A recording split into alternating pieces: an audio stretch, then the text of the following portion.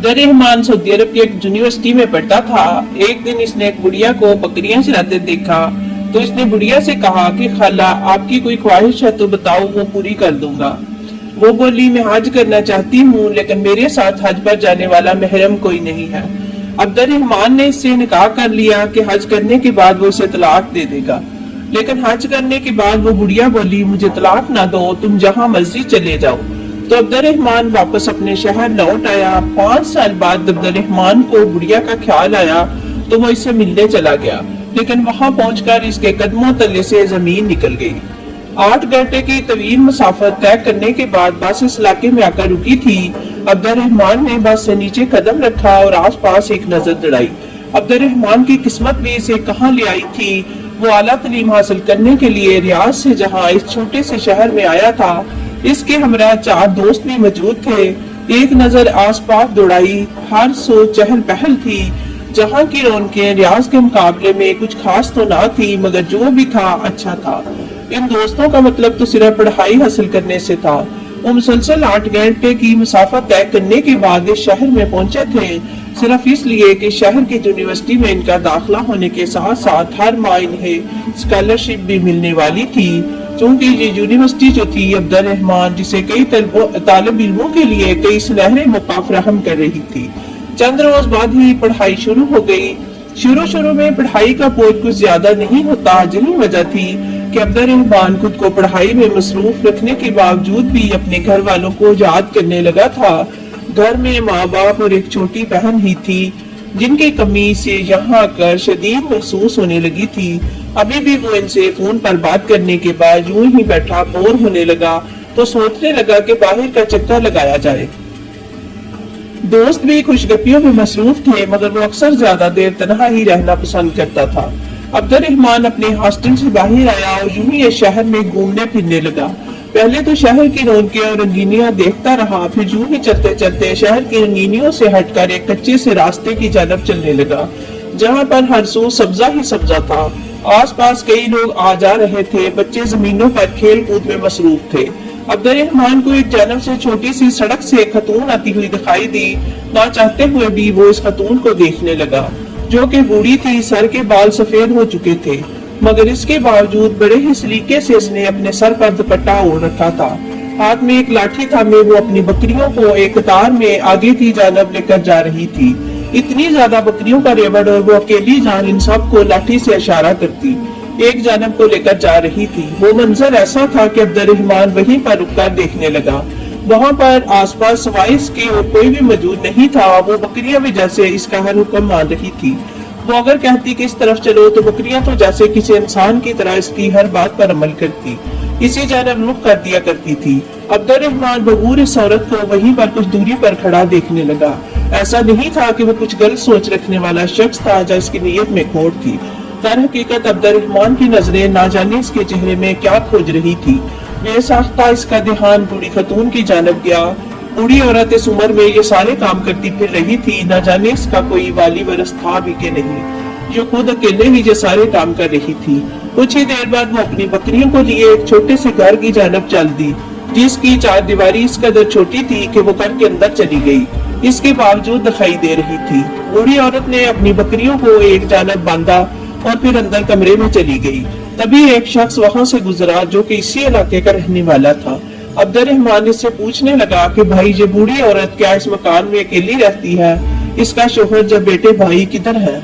ये सुनकर वो शख्स गहरी सांस खारिज करके बोला, अरे भाई अब क्या बताएं तुम्हें, तुम पूछ ही रहे हो तो सुनो, मैं खुद बच्चा था तब से इसे अकेला ही यहाँ पर देख रहा हूँ।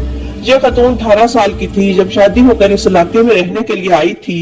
इसका शोहर बड़ा ही नेक और खुदातर्स किस्म का शख्स था। सारी गांव में इनकी बड़ी इज्जत थी, मगर शादी के चंद हफ्तों बाद ही इस खतून का शोहर वफात पा गया।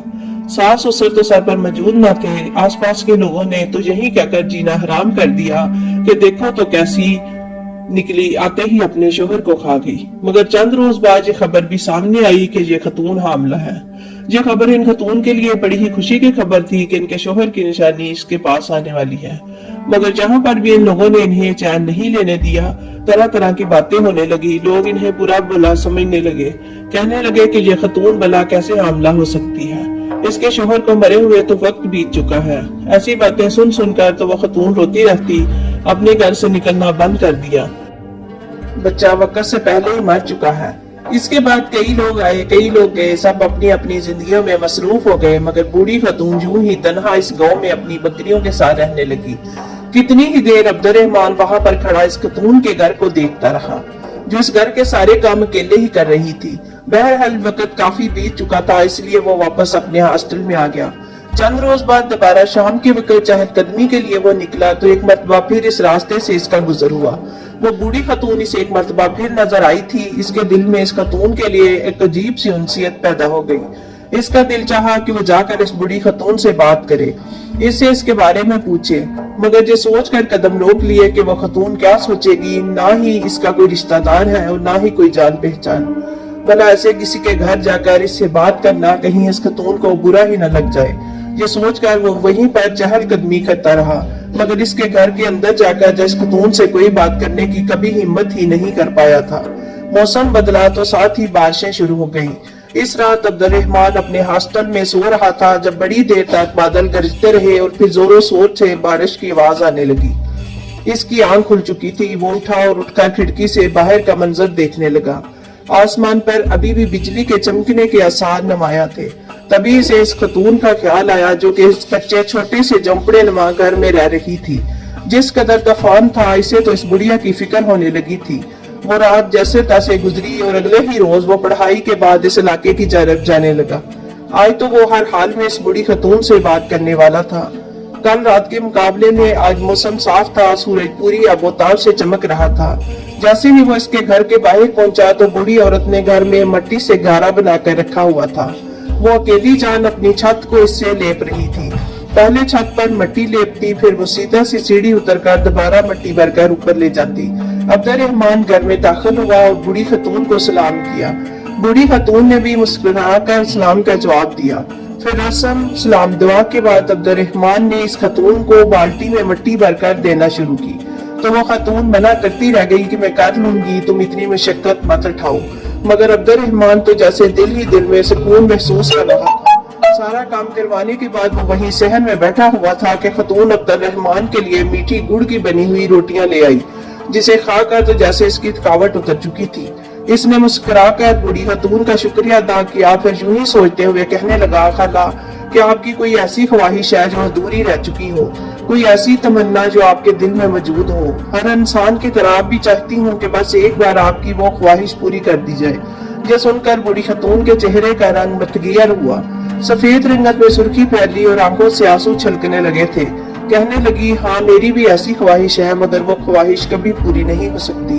अब्दुर्रहमान फौरन बोला कि मुझे बताएं, हो सकता है कि मैं आपकी ये ख्वाहिश पूरी कर सकूं।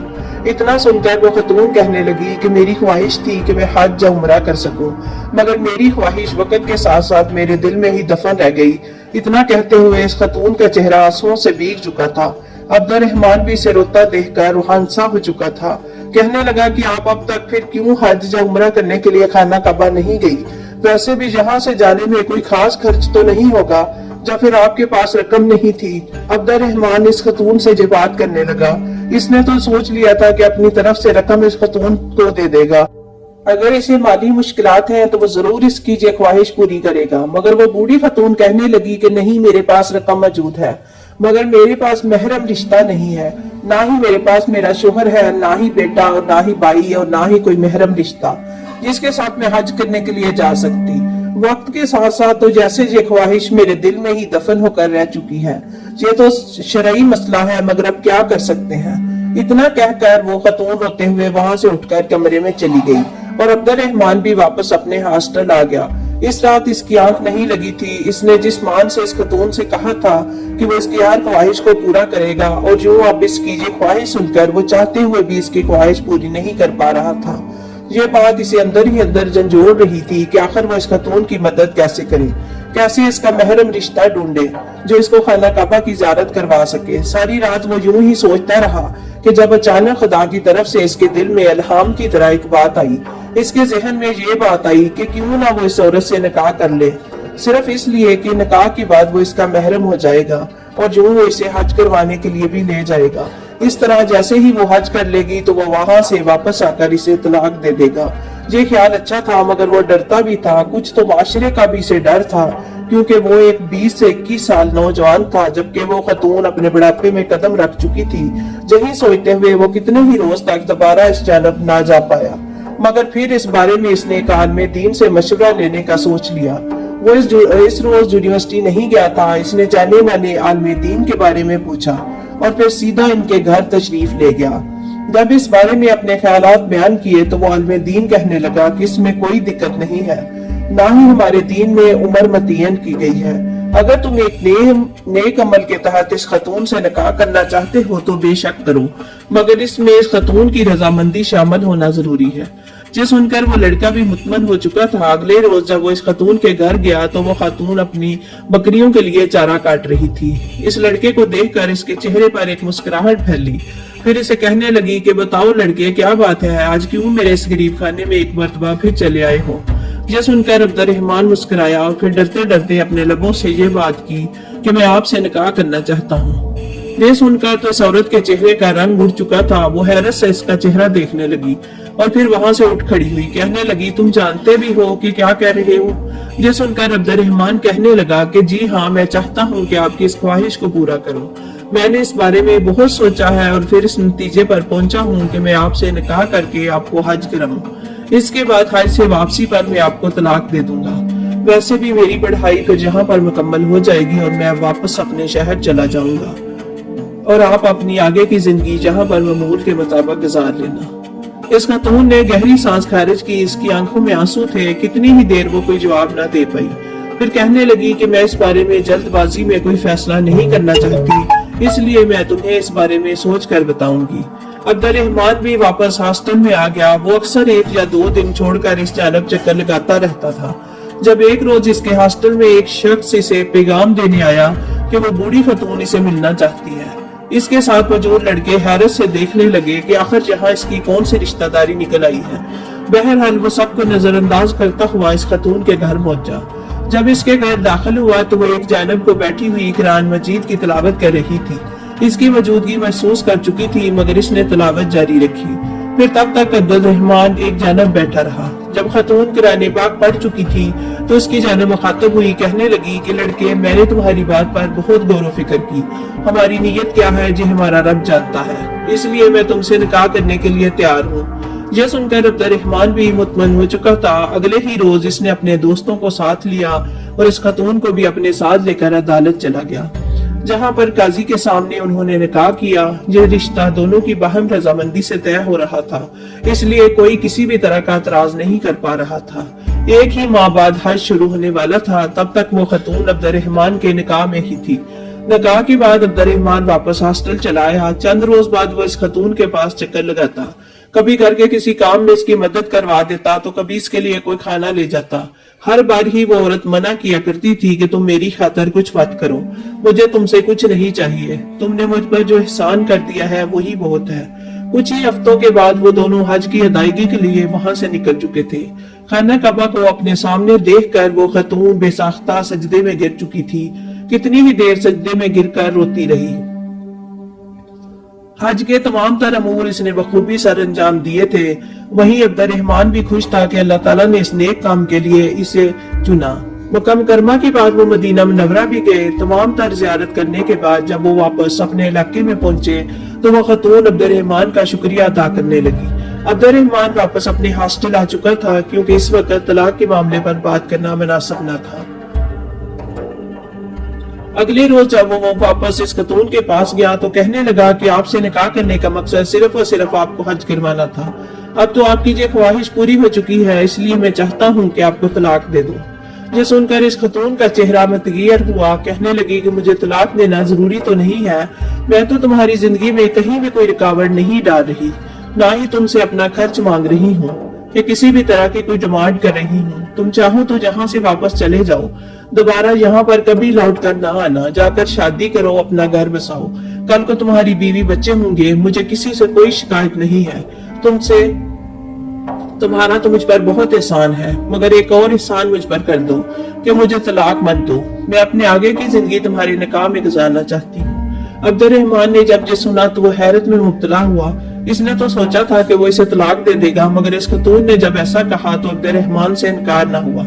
वैसे भी वो खतून कोई खास तेज तरार तो थी नहीं जो कल को इसके लिए कोई मसला पैदा करती, इसलिए इसने तलाक न दी और वापस अपने हॉस्टल आ गया। हफ्तों बाद वो कभी कभार इस खतून के पास जाता और इससे दिल की बातें कर आता था। फिर जब इसकी पढ़ाई मुकम्मल हो गई तो अब्दुर्रहमान अपनी डिग्री लेकर वापस अपने घर चला गया। घर जाते ही अपने घर वालों माँ बाप की मोहब्बत देखी तो जैसे वो तो सब कुछ भूल ही गया था। ये भी भूल गया कि इसकी एक बीवी भी थी जिसे वो छोड़ कर आया था।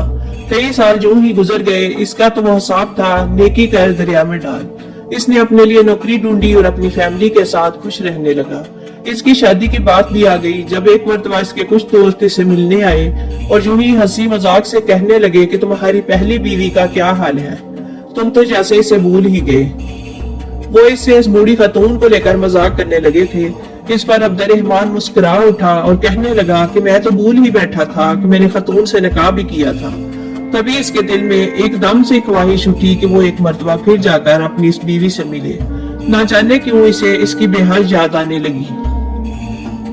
जो भी था वो इसकी बीवी थी और इसके साथ वो एक उनसियत रखता था। अगले ही रोज इसने वापस वहां जाने का फैसला किया।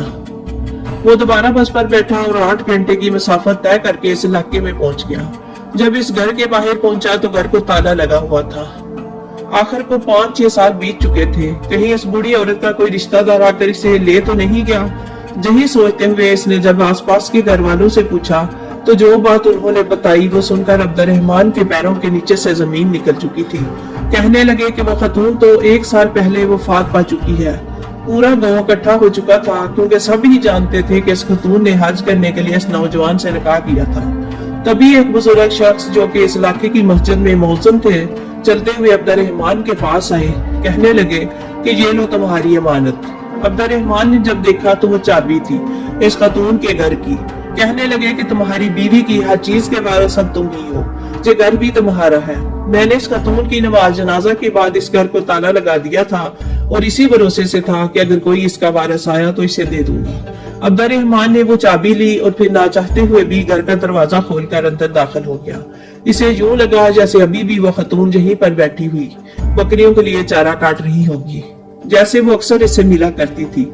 इसकी आंखों में आंसू थे। वो चलता हुआ अंदर आया और कमरे का दरवाजा खुला। कमरे में मौजूद तमाम चीजें जो कि तू पड़ी थी। जब इसकी नजर एक बैग पर पड़ी, इसने जैसे ही बैग खोला तो इसमें कुछ कपड़ों के साथ कुछ कागजात भी मौजूद थे। वो कागजात एक जमीन के थे जिसके साथ एक तहरीर लिखी थी कि मेरे बाद मेरी जमीन का मालिक मेरा शोहर होगा। ये पढ़कर तो अब्दुर्रहमान के होश फना हुए। इसने तो सोचा भी नहीं था कि इसकी ये नेकी यूं इसके सामने आएगी। वो जमीन इस खतून को इसके चाचा की तरफ से मिली थी। चूंकि चाचा की कोई औलाद न थी, वही इनकी जायदाद की वारिस थी। इस खतून ने तो अपनी जमीन अब्दुर्रहमान के नाम कर दी थी। वो तमाम तर कागजात लेकर वहां से अपने घर चलाया। इसने पहले तो अपने वालिदैन को इस बारे में कुछ नहीं बताया था। जब इस बारे में बताया तो इसके वालिद अपने बेटे के सर पर बोसा देते हुए कहने लगे कि बेशक तुमने बहुत अच्छा काम किया, भलाई भी की और बदले में लालच भी नहीं किया। यही वजह है कि खुदा ने तुम्हें इस इनाम से नवाजा। जब इस जमीन के बारे में छानबीन की गई तो वो जमीन जद्दा में साहली इलाकों के करीब मौजूद थी, जिसकी कीमत 300 मिलियन रियाल थी। ये सब कुछ अब अब्दुर्रहमान का था, जो कि सिर्फ और सिर्फ इस खतून की बदौलत इसे मिला। खुदा ने इसकी नेकी का अजर इसे दे दिया था। बेशक नेकी करने के बाद इसको भूल जाना ही बेहतरीन अमल है। नेकी और एहसान का अजर लोग दे ना दे, मगर हमारा रब बेहतरीन तरीके से देता है।